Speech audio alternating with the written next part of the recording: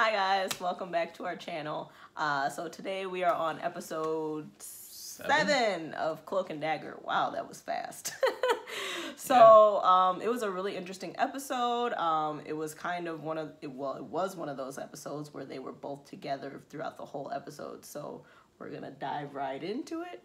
As always, please go ahead and subscribe to our channel if you're new, and also hit the bell for notifications for every time that we do a new video.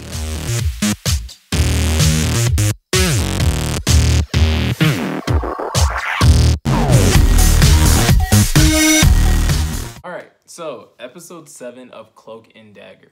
Kind of like Kalila said, this is one of the few episodes where Tandy and Tyrone are together the entire episode, which is really, really great because there's not a lot of jumping from scene to scene and things like that, and trying to, for at least for us to do reviews, we don't have to deduce different sides or different perspectives from the characters. But that doesn't mean that this episode wasn't really good. It doesn't mean that there weren't certain things that stood out.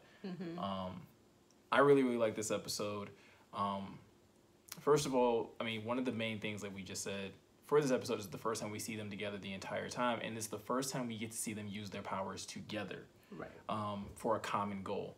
It's more so for the benefit of Tandy. Tandy obviously realized in the last episode when she was trying to look at the hopes of Ivan Hess and get some ideas of like how well he was connected to her father, and if there's anything else that she could learn about the tragedy that caused her father to lose his life.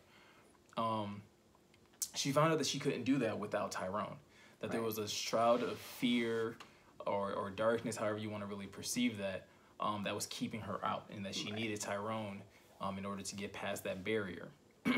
So it's really kind of, I love how realistic that interaction was between the two of them, because Tyrone is coming off of something that's very, very emotional to him, where he's just saw somebody else die in front of him at the hands of Detective O'Reilly, which is what we saw in episode 6. And so he's still kind of reeling from that, but he kind of has to snap out of it really quick to be able to help out Tandy. And I love how Tandy is, first of all, there for him, and she understands, like, yeah, this is terrible timing on her part, but at the same time she is also very realistic and understanding, like, look, I need you at this moment though. And I think that kind of speaks to both of their characters very well. Tandy, being this person for the most part this season, has been very, very grounded and very I guess focused on her mission. Whatever she feels like is important to her, Tandy doesn't really allow things to distract her or to get in the way of her accomplishing her goal. And in the same vein, Tyrone is very, I mean, for a very good reason, he's oftentimes caught up in his emotions because of the things that are happening around him.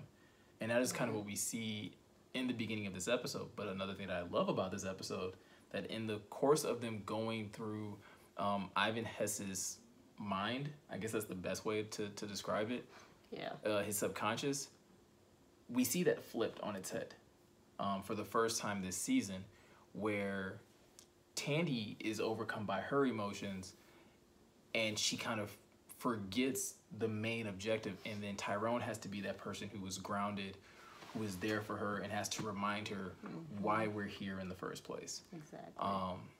So that kind of like all plays out by, like I said, by them going into Ivan Hess's mind, and they find out that Ivan Hess, who is catatonic at the time, basically, which means that, you know, he's alive, he's quote unquote healthy, but he's just not there mentally. His mind is somewhere else. And we find out that in his mind, he's basically playing through the last moments of when the Roxxon Corp oil rig or whatever it was exploded. And he's stuck in this continuous loop of basically of those last final moments of it exploding, and it's lasted so long for him that he's basically had a psychotic break. He's had a psychotic breakdown, and he kind of just has accepted, like, this is the facts, this is the life that he has, and he's so far gone that he doesn't remember his life outside of this loop. And so Tyrone and Tandy originally get in there with the whole mindset of getting information from Ivan Hess, finding out more about Mr. Bowen, Tandy's father, and then finding out more about Roxxon Corp so that they can figure out how to basically take this corporation down, or so that Tandy can take this corporation down. Right. And for the most part, they were on track early on. You know, we finally get to see Tyrone really have a really good handle of his powers, which was really, really good to see, or at least one aspect of his powers. Tyrone has, while Tandy's powers are very direct, she has glowing daggers. She's kind of already got the handle of that. Tyrone has, obviously he has his ability to teleport, and he also has his ability to teleport objects, or at least the way it's described in the comics, like he can basically like absorb things into himself and teleport them to another dimension. Right. In this episode, we get to see him have a lot of control of that teleportation, and in short distances, which is really cool because a lot of the time, Tyrone's powers have just gone haywire, and he's wound up in different places. Usually naked, or just in compromised situations where he's not prepared to be where he's at. Right. And so that was really cool, and I also like how they, once again, something I like about the show is that they don't just expect you to just be okay with that. Like, Tyrone struggled all season with his ability to control his powers. And this is the first time we're seeing him just kind of use them, and they don't just kind of leave it as, oh yeah, he figured it out. Like, no, Tandy's even surprised, he's even surprised, and they go off this explanation of, well, maybe it's just this place. Maybe it's something about this dimension or us being together that makes it easier for you to use your powers. Right. So that was something I really enjoyed seeing. Which, you know, I like, because I don't like when stuff happens and they don't have an explanation. Yeah, and I think in a show like this, where, like, they're not per se trying to become superheroes. So there's no training, there's no team that's like, you know, like Flash, where they're trying to push the limits of their powers. Like, they are learning by doing. So Tyrone, I'm interested in seeing in the rest of this season if that control of his powers transfers into the real world. Because he did use them so often, so fluidly. And so it'd be really cool to see that translate, as if, like, because one thing that we kind of learned in this episode, just to kind of go back into what's happening in this episode, is that once they get derailed, which they get derailed because there was a phone in Mr. Ivan Hess's mental state, and when the phone rings a few minutes before the rig explodes, he says, like, oh, he doesn't answer it anymore because it's Mr. Bowen, and he's always being mean, or he's always... Well, he doesn't say who it is first. Yeah, at first he doesn't say, he's just said it's a mean man, or something like that. And then we end up finding out that it's Mr. Bowen, which is the one thing that derails Tandy off of the mission, which is to be getting information. So now all Tandy wants to do is get on the phone and hear her dad's voice, which is very understandable, which is very realistic, and at the same time annoyed me. Oh, you're easily annoyed. Because, but like I said, it annoyed me in the beginning, but being like hindsight, looking back on the episode, it is, like I said, it's a role reversal. It annoyed me because I was so used to Tandy being grounded, focused, understanding that everything around her isn't real. Like, they even say that early on in the episode when they meet Mr. Hess in this world, like, none of this is real. Right. And she's easily swayed off of that. So obviously, there's a quick sense of irritation. I mean, that is her daddy. Right. No, and that's where the sense of realism comes, because, you know, she hasn't spoken to her father. And there was so much that I know that she probably wishes that she could have said to her father before he had passed. And that's even something that she kind of challenges Tyrone with later, because as she wants to stay and talk on the phone, Tyrone's like, we have to get out of here. Yep. They had already tried, they had tried together to get out of this place. Yep. It wasn't working. Tyrone tried by himself, because once Tandy got on the phone, she didn't want to help him. So he even tried by himself, following Mr. Hess's instructions on how to prevent the meltdown. Right. And it didn't work. Yep. And so seeing that unfold, Tyrone was then forced and kind of pushed into a position where he had to be the level-headed one, where he had to be the grounded one and understand, look, the goal here is to get out. Yep. And not just get himself out, because eventually he does do that. Tandy tricks him into getting himself out without her. Yeah. But Tyrone, being the nice guy that he is, the selfless guy that he is, he goes back in for her. I would have left her there. Which goes back to my original point where I was talking about, like, how they were able to get better with their powers. So when Tyrone goes back in for Tandy, he finds out Tandy's much better, like way better with her powers than when he last left her.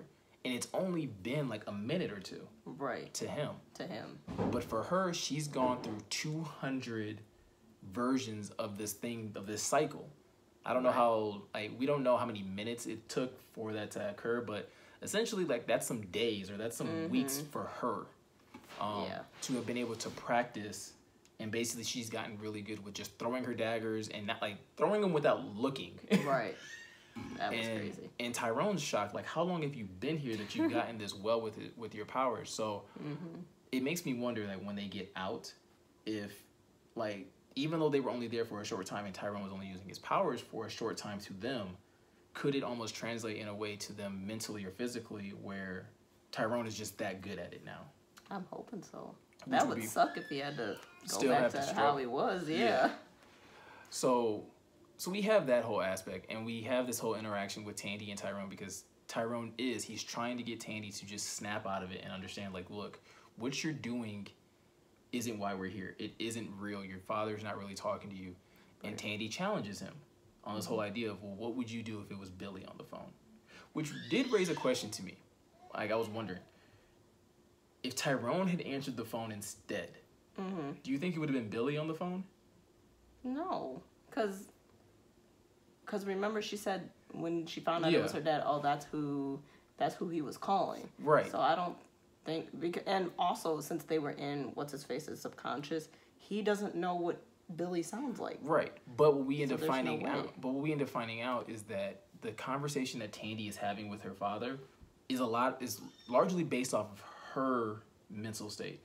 So he's having a conversation with her based off of her needs. Well, but and that's posed by her he by her couldn't question. Answer that question though. Because it was I guess it just seems like it was more so fed off of her desire than it was. Well, so they're trapped in Ivan's head. Ivan knows what Mr. Bowen sounds like, and so since this is in his subconscious, he's kind of got to make up for what's going on.